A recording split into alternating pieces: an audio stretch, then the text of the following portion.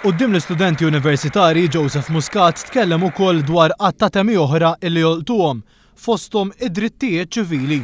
Joseph Muscat tkellem dwar is-Civil Union għal persuni LGBT li ser ikun qed idaħħal gvern ġdid fejn iddeskrivija bħala pass enormi l qudiem fil-qasam ta' drittijiet ċivili f'pajjiżna. Aħna allura ninsabu kommessi li ndaħlu din is-Civil Union, illi fil-fema tiegħi hija superjuri ħafna għal kunċett ta' civil partnership, nifhem il-kritika li mhijiex ugwali għas-switch, le mhijiex ugwali għas-switch, nemmen il-switch għandu anke kunċett kulturali fil-soċjetà tagħna, fil-fema tiegħi din hija tkun pass enormi l-qoddim. Jgħid li dakinhar li jibda jkollna l-opportunità nattendu ċerimonji li jiċċelebraw l-imħabba ta' dawn sħabna, żgur li ser nistaqsu lil nafusna għalfejn domna daqshekk biex ħadna dan il-pass.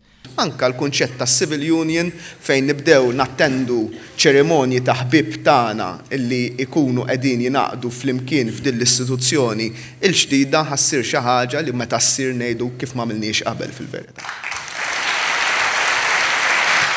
Joseph Muscat tkellem dwar il-proposta tal-Partit Laburista li jagħmel faċilità ta' parking fl-Università biex itaffi waħda mill-ikbar uġigħ ta' ras li għandhom l-istudenti universitarji.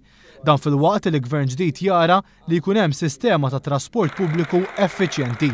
Hemm bżonn aktar parking spaces fl-Università biex iktar nies ikunu moqdija, imma mbagħad biex ikollok sistema ta' trasport pubbliku li tħajrek illi tuża trid tkun ippjanata tajjeb. Sfortunatament, jiddispjaċini ngħid u din mhijiex politika, is-sitwazzjoni li ġiet ippjanata minn Transport Malta għal rotot tal-Arriva kienet totalment fallimentari. Dik hija l-verità. Hawnhekk intervjena l-Prim Ministru Laurence Gonzi li ftaħar bid-dħul tal-Arriva f'pajjiżna, xi ħaġa li ma niżlet xejn tajjeb mal-istudenti preżenti. Nużaw it-trasport pubbliku u nużaw metodi oħrajn. Iva, vera. Stajna minna l-affarijiet ħafna ħjar fuq trasport pubbliku. Minix sar idea ngħid, of course, all right. Anke Michael Briguglio mill-Alternattiva Demokratika attakka t-tibdil fit-trasport pubbliku u ddeskriva lil Transport Malta li kienet responsabbli mit-tibdil bħala l-iktar awtorità arroganti u ineffiċjenti f'pajjiżna. X'insemma isem il-Ministru li taħtu taqa' din l-awtorità, Austin Gatt, student mill-Folla instema jgħajjat l-inizjali AG b'referenza għall-email dwar l-iskandlu tal-logħdu tal-commissions fuq ix-xiri taż-żejt. Issa sfortunatament kienet taħt Ministru li Austin Gatt li l-istil tiegħu.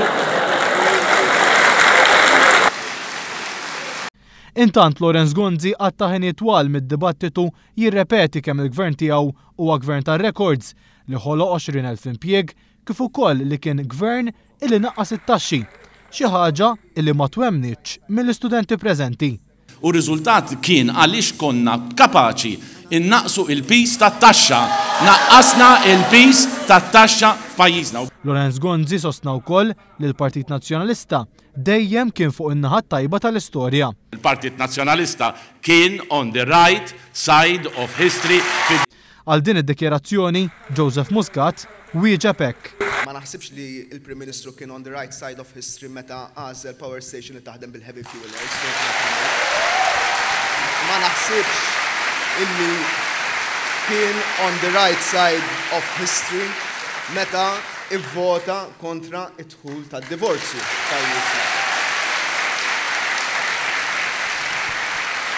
Joseph Muscat temm l-interventi tiegħu f'dan id-dibattitu b'appell ta' għaqda nazzjonali. Nixtieq nagħmilha ċara li bejnietna t-tlieta jippermettili Michael imma b'mod partikolari bejni bil-Prim Ministru li ħdimna faċċata ta' xulxin kontra xulxin imma xi kultant ukoll flimkien f'dawn il-5 snin hemm rispett reċiproku u jien nittama li dan il-mod ta' politika diċenti jiġi trasmess ma' kull imkien u ma' kulħadd biex li mid-9 ta' Marzu jkun xi jkun ir-riżultat nimxu l-qudiem bħala poplu wieħed.